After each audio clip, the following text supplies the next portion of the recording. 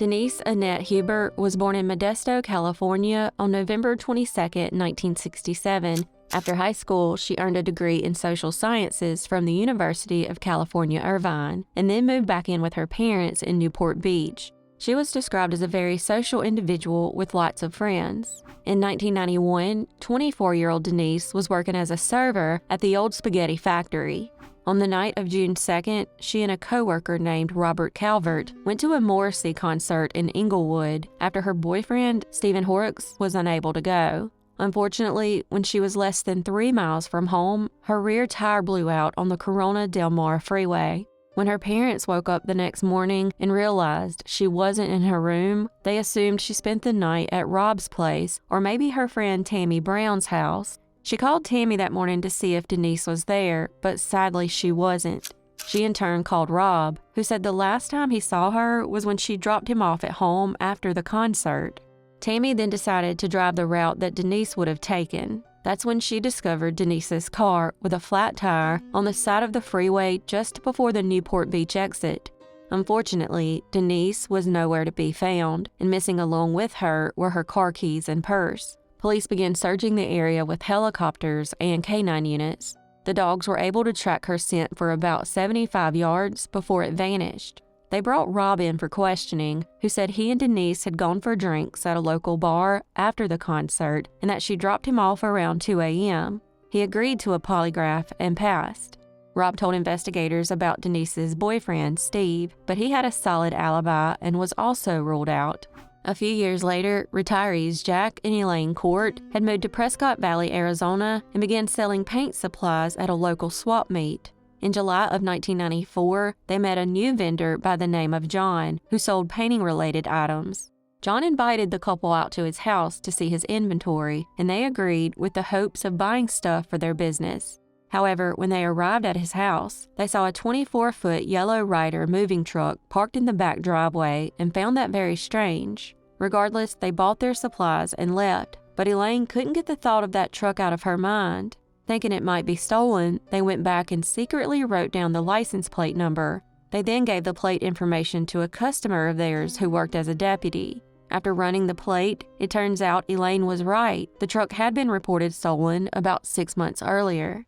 After discovering that, he called in the location of the stolen Ryder truck, and a deputy took the call and went to John's house. However, when he arrived, no one was home.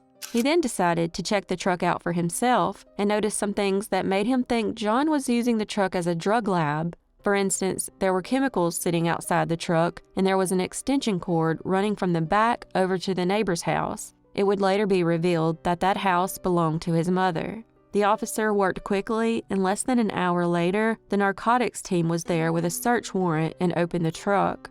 Inside, they found a padlocked deep freezer, which they assumed was filled with drugs. Officers had no clue they were about to discover the remains of Denise. She was found on her knees with her arms handcuffed behind her back, and her mouth was duct-taped shut. While there, John, whose full name is John Joseph Famularo, arrived back home but didn't seem bothered by the presence of law enforcement. After arresting him for the truck theft, they brought him back to the station for questioning. At first, he was being oddly cooperative, that is, until they mentioned the freezer. At that point, he refused to talk and requested an attorney. He was then arrested and charged with murder and grand theft auto. Meanwhile, officers began searching John's home while the medical examiner's office was trying to determine the identity of the woman found in the freezer. As they entered his basement, they found blood and tissue, as well as women's clothing, purses, and Social Security cards. At the back of the basement was a dugout hidden underground room. At this point, they were thinking they were going to discover more bodies and brought in a cadaver dog, but came up empty-handed. Before John moved to Arizona in the summer of 1992, he was renting a warehouse in California. Investigators searched the building and found dried blood, but still no other victims. At that point, they began contacting other agencies, which eventually led them to a woman who had a horrible experience with him. She said after meeting him in Phoenix, Arizona, he drove her out into the middle of the desert and proceeded to strangle her. Thankfully, she was able to fight him off and escape. Unfortunately, she never reported the incident to the police. However, she never forgot his face and immediately picked him out of a photo lineup. Once she came forward, it prompted other victims to come forward and share their stories. Multiple women said he had handcuffed them to beds without their consent, while others talked about his violent and disturbing behavior. Eventually, they were able to identify the remains as belonging to Denise. Inside his home, they found her purse with her identification inside, along with her clothes and newspaper clippings about her disappearance.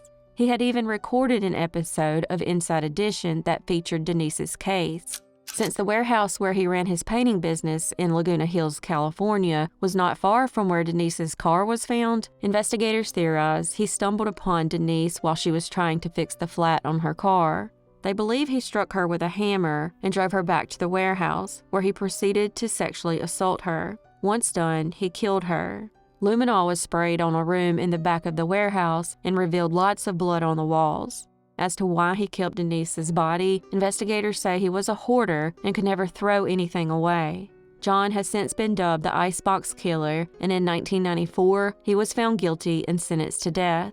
Strangely, they've never found any other bodies. It could be that Denise was his first murder victim, especially considering the lengths he went to preserve the body. Plus, it's possible he dug out the area in his basement in preparation for more murders. It's now been 30 years since he was sentenced to death, but as of 2024, he is still awaiting execution at California's San Quentin State Prison.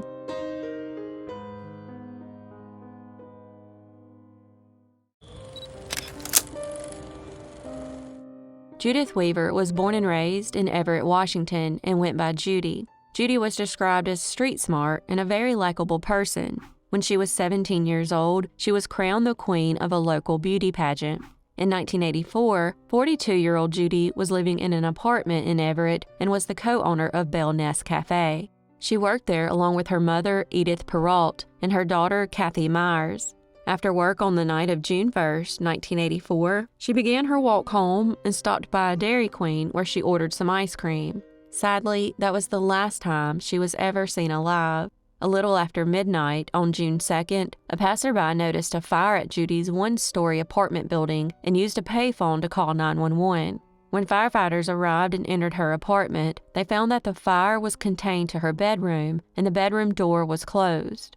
The smoke was so thick they had to crawl into the room. Once inside, they found her body lying on a burning bed. After putting out the flames, they found Judy tied up and strangled to death with a phone cord. Thankfully, the fire didn't destroy all the evidence. Interestingly, the fire was started on her bed using a paper towel stuck in a jar of Pond's cold cream. With little to no leads, the case would then go unsolved for the next 40 years. In 2022, detectives with the Everett Police Department decided to submit evidence from the crime scene to the Washington State Patrol Crime Lab with the hopes that DNA could be extracted. After generating a DNA profile, it was uploaded to CODIS, and to their surprise, they got a match to 66-year-old Mitchell Gaff. In order to further prove his DNA matched the DNA from the crime scene, they came up with a very unique idea. They approached Gaff and said they were doing a survey on gum flavors to determine which one consumers liked the best. He then proceeded to try different pieces of gum, and upon discarding each one of them, the undercover detectives kept the pieces and had them tested for DNA. The results, once again, proved that Gaff's DNA matched the DNA collected from pieces of fabric that were used to bind her wrists. Come to find out, Gaff was a level 3 sex offender, which means the state has determined he is at a high risk of reoffending. In 1979, he was convicted for the assault of a woman that he had forced to the ground with a gun while she was putting her lawnmower away in her garage. He bound her and repeatedly hit her with his pistol, but thankfully she was able to get away. For that crime, he was given a 5-year suspended sentence along with probation, meaning he never served any of his time. 2 months after Judy's murder, 26-year-old Gaff was arrested for attacking 2 sisters while they slept in their home. He then sexually assaulted them after tying them up with a telephone extension cord. Thankfully, one of the sisters escaped and got help. Gaff confessed that at one point he was attacking anywhere from 10 to 30 women a day by knocking them to the ground and putting his hands up their skirts. He was also more active during the summer months because he had a thing for women in skimpy clothes. For the attack on the sisters, he pleaded guilty and was determined to unfit to continue living in the community and was committed for 11 years. The state also labeled him, and I quote, a sexually violent predator. After being released in 2006, he changed his name to Sam Wise Price. On May 1, 2024, he was arrested and charged with first-degree murder for the death of Judy. He was also charged with first-degree sexual assault, first-degree arson, first-degree kidnapping, and first-degree burglary. Investigators could also find no evidence that Judy and Gaff knew each other. This is very important because a person can always claim to know their victim to explain why their DNA was found in the apartment. Gaff never did that and instead invoked his right to remain silent and pleaded not guilty. As of June 2024, his trial date is still pending, and he is being held without bail.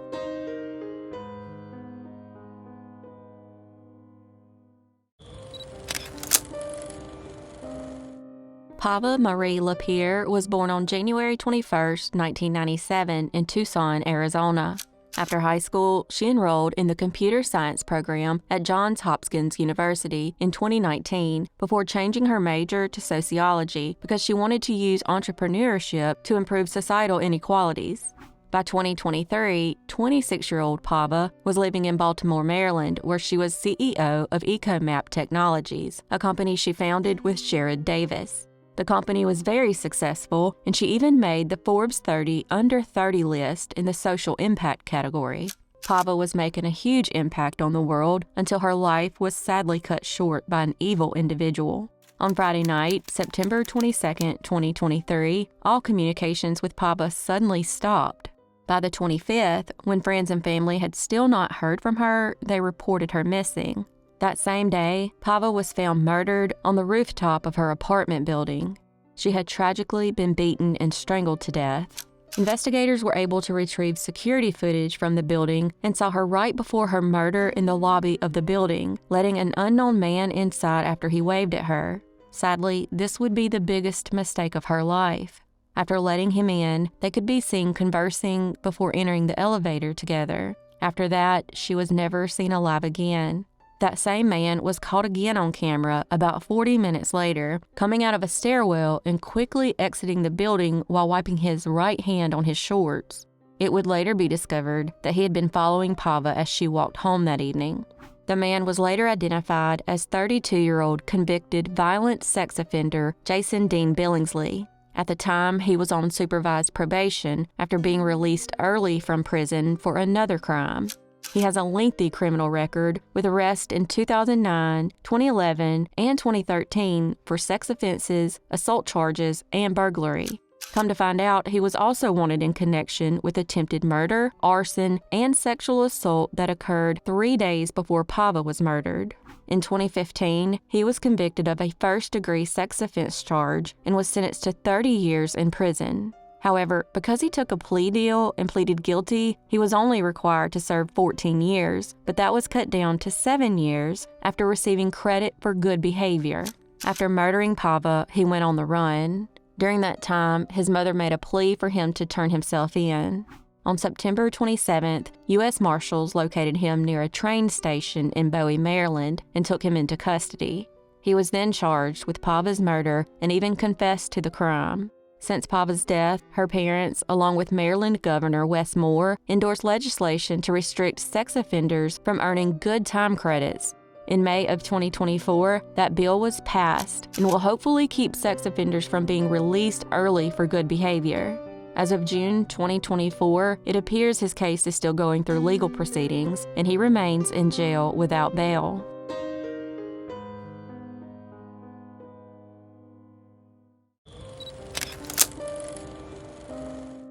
Samantha Nicole Heller was born on January 16, 1995, in Lancaster County, Pennsylvania, and went by the nickname Sammy. In December 2012, 17-year-old Sammy was a senior at McCaskey High School and was described as a very funny and social individual who made friends easily. She enjoyed playing softball and field hockey and enjoyed riding horses and motorcycles. When she was 15, she met and fell in love with 17-year-old Benjamin Daniel Klinger. However, her friends and family were less than thrilled with him and described him as having a very dark and distant personality. They also described their relationship as very volatile. Unfortunately, all attempts to keep Sammy away from him were unsuccessful. Over time, her relationship with Ben began to change her, and she eventually lost her humor and the social spark that she had been known for. No matter what Ben did, she would always take him back after he apologized. Sadly, her relationship with Ben eventually led to a horrible tragedy. Over time, his abusive and controlling nature toward her worsened. He had threatened to kill her and even pushed her down a set of stairs once. At some point, he ran over her foot with his car and was distributing illicit photos of her. At that point, she had enough and decided to press charges against him in June 2012.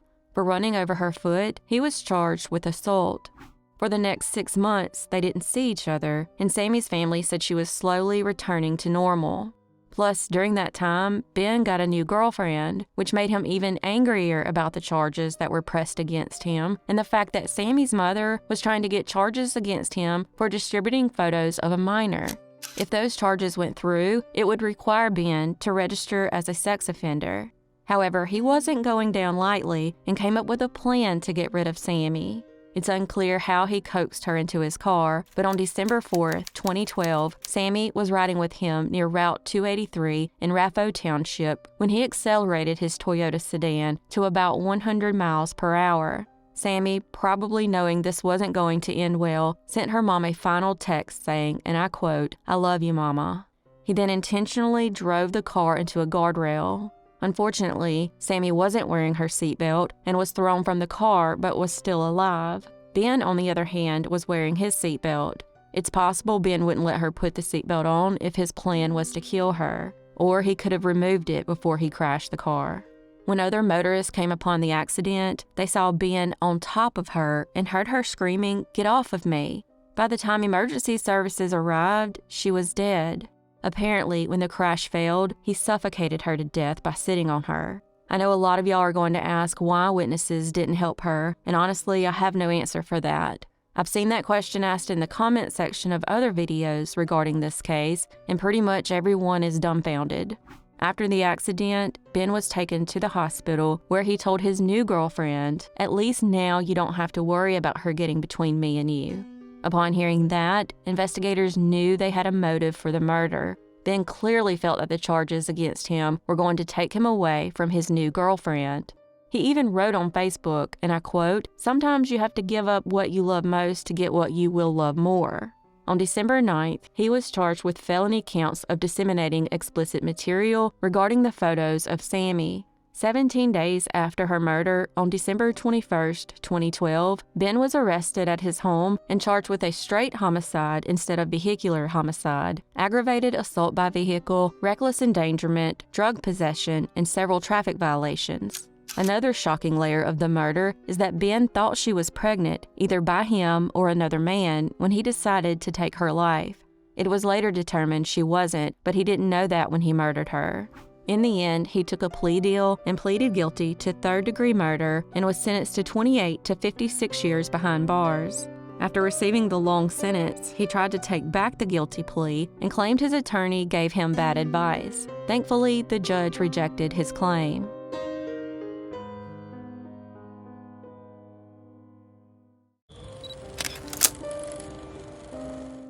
Bethany Ann Israel was born in Minneapolis on September 11, 1993, to Mark and Judy Ball. Bethany was described as a kind and compassionate individual. In high school, she played basketball and volleyball and also had a love for music, eventually learning how to play the flute. After high school, she attended Hyles-Anderson College and then earned her master's degree in education from Maranatha Baptist University. She had a passion for teaching and volleyball, eventually coaching at the Hammerhead Club and then at Breck High School. While at the Apple Valley Volleyball Open Gym, she met and fell in love with Josh Israel. Together, they traveled around exploring places such as Jamaica and Mexico. Then, on April 30th, 2021, during the height of the COVID pandemic, she and Josh eloped in Jamaica. By May of 2024, they were living in Bloomington, Minnesota, and 30-year-old Bethany was 17 to 18 weeks pregnant with their first child. Sadly, she would never get the chance to experience motherhood.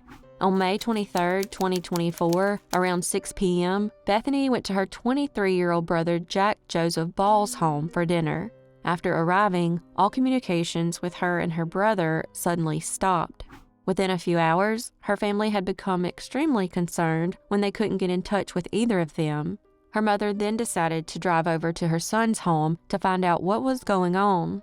She arrived just in time to see him fleeing the home. Around 11 p.m., she entered the home just enough to see a large amount of blood. After deciding not to go any further, she stepped back outside and called 911. On the call, she told the operator she believed her daughter was dead inside. When officers arrived and entered the home, they shockingly found Bethany dead on the kitchen floor with some of her body parts missing. Sadly, her unborn son was also killed during the attack. As they searched the home, they found a bloody saw, hatchet, and multiple bloody knives. The mother was asked where she thought her son might have gone, and she said the cemetery in Rosemont because they had relatives buried there. As police searched for Jack and the missing body parts, a 911 call came in from a person in Rosemont, about 5 miles away from the crime scene, saying they witnessed a man on their Ring doorbell camera placing what appeared to be body parts on the front step. When authorities arrived, they found more of Bethany's remains and also noticed Jack's car parked in a nearby driveway. They continued searching and eventually found him near a shed, covered in blood, with some more of the missing body parts. He apparently tried to take his own life, but was still conscious and talking. He was then rushed to a nearby hospital. Everyone was baffled until the investigators found his journals and handwritten papers that spoke of his anger toward his sister for getting pregnant. Jack had written that his sister was, and I quote, "no longer innocent." It's possible that Jack was struggling with serious mental health issues, which caused him to take his religious beliefs to the extreme. After Jack was admitted to the hospital, he was charged with 2 counts of second-degree murder for killing Bethany and her unborn child. I'm sure we'll be hearing a lot more about this case as the court proceedings begin to ramp up, but as of May 27th, he was still in the hospital. Once he is medically cleared, he will be transferred to the Dakota County Jail.